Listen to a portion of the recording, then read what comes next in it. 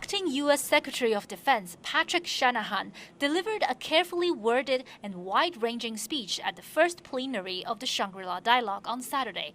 In his first high-profile address since taking over, Shanahan emphasized the U.S. government's commitment to the Asia-Pacific region. Though he did not name China in the initial parts of his speech, he said that some in our region are choosing to act contrary to the principles and norms that have benefited all.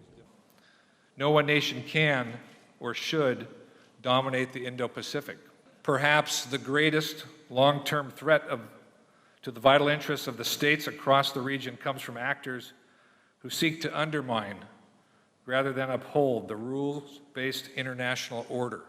When he did name China, Shanahan called for greater cooperation between the two nations, but added that behavior that erodes other nations' sovereignty must end.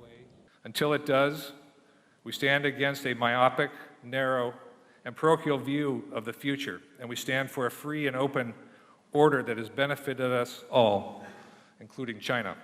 The Chinese Defense Ministry delegation at the dialogue responded to Shanahan's comments.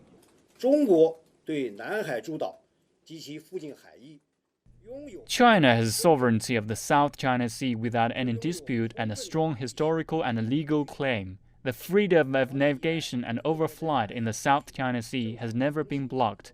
Freedom of navigation in the South China Sea is not a problem at all. Secondly, the U.S. frequently sends its warships to the South China Sea islands and conducts inspections and targeted military exercises. This is not good for the peace and stability in the region. Apart from the multilateral summit, bilateral meetings are also a crucial component for the Shangri-La Dialogue. On Saturday, the Chinese delegation held meetings with defense representatives from countries like Japan, South Korea, New Zealand, the UK, and the Netherlands. Meanwhile, an important session that drew attention was the plenary on Asia's evolving security order and its challenges. The speakers included Malaysia's Minister of Defense and his counterparts from the UK and France.